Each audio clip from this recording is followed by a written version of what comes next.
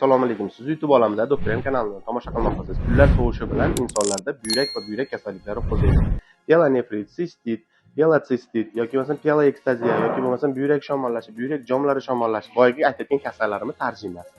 Xo'p, bunday holatlarda ushbu aytadigan birorta preparatimizni instruksiyasini o'qib chiqib, xohlaganingizni tanlab, sinab ko'rishingiz mumkin. Albatta, har qanaqa dorini shifokor bilan maslahat qilgan holda keyin iching. Xo'p, azizlar, hozir hamma uchun juda yaxshi tanish bo'lgan kanefron haqida gaplashamiz. Kanefron bu siropi bolalar uchun eng zo'r siroplardan bittasi va effekti zo'r. Keyingi dorimizning nomi kanefron tabletka. 18 yoshdan kattalarga bittadan 3 mahal yoki ikkitadan 3 mahal ichirsa bo'ladi. 12 yoshgacha bo'lganlarga bir tabletkadan 3 mahal. Albatta, har qanaqa yurak og'riqlarini eng yaxshi 2 ta tekshiruv bor, aytib o'taman. Birinchisi UZI. UZIda buyrak holati, uni jomlari va uni razmerlarini ko'rsatadi. Ikkinchisi bu sidik analizi. Ha, noto'g'ri eshitmadingiz. Oddiy sidik analizi, общий analiz mochi deydi. Uchinchisi bu bioximik analiz ichida kreatinin va mochevina buyrak ishlash faoliyati va buyrak jomlari qay ahvoldaligini ko'rsatadi. Xalqimiz orasida 1930-yildan beri chiqadigan Siston tabletkasi ham juda keng maqtovga sazovor bo'lyapti hozirda.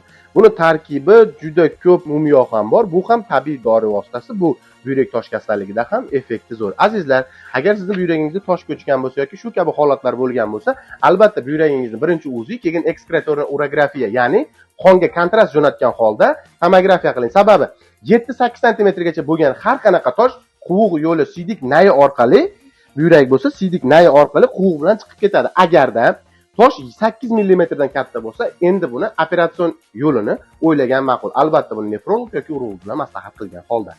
Endiga aytadigan narsam, men efirlarimni juda maza qilib, muroqib gapiradigan narsam bu fitalizin pastasi. Buni tarkibi juda ko'p narsa bor, hattoki piyoz ham solingan.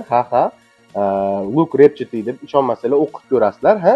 Buni yaxshi tarafi oddiy suvga 1 choy qoshiq, yarim choy qoshiq qo'shib ovqatdan oldin ichiladi va mana bunday holatlarda bo'ladi. Mana ko'rib turibsizlar, plombasi ochilmagan, demak bu yangi produkt. Va buni suvga qo'shib ovqatdan oldin bu buyrak shamollashi, sistitlarga, xronik sistitlarga, yosh kattalarda suv sidik tutolmaslikka yoki shu kabi kasalliklarda eng samarali vositalardan biri hisoblanadi. Endiga aytadigan narsam bu Sistural va Sista Plus preparatlari. Bu sistit, pielonefrit, pielit, uretrit, buyrak infeksion kasalliklari, sidik tosh kasalliklari, sidik tuz ko'payishi, sidik yo'llarining toshlari va jarrohlikdan keyin, ya'ni sizda tosh yoki tuz olingandan keyin ham profilaktika uchun ichiladigan samarali vositalardan biri hisoblanadi. Profilaktika uchun biz doim choylarda aytamiz. Misol uchun ixlos choyi, mix travinoy, bu ashi buyrak sidik chiqarish a'zolari tuz parchalashda samarali yoki bo'lmasa hamma biladigan polpola, ya'ni buyrak choyi ham deydi xalq tilida. Juda samarali vosita. Buni qilinishi oson, oddiy choy damlaganda ichiladi, faqat o'ta muzdek, o'ta qaynoq ichib bo'lmaydi. Xona haroratida, iliq holatda 1 stondan 2 mahal yoki 1 mahal ichgan ma'qul. Juda ko'p ichsangiz diuretik effekti bor, ya'ni ko'p siydirib qoningizni quritib qo'yish ehtimoli yo'q emas. Oxirgi aytadigan narsalarimiz bu nitroksalin, bolalarning sidik yo'li shamollash kasalliklarida yaxshi qo'llanadi va urolisan. Noto'g'ri eshitmadingiz. Buni o't safro haydovchi xususiyatga ham ega bo'lgan kapsulalar. Bu yashil bo'ladi ichida. Mana, aytdim-ku. Ko'rinyaptimi operator?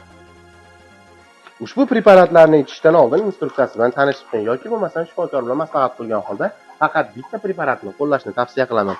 Doktor M kanali YouTube'da yagona bo'lgan arzon va sifatli dorilarni ko'rsatishda charchamaydi. Sizlar bilan sizlarning shifokorlar Muhammad Erkinjonovich bo'ldi.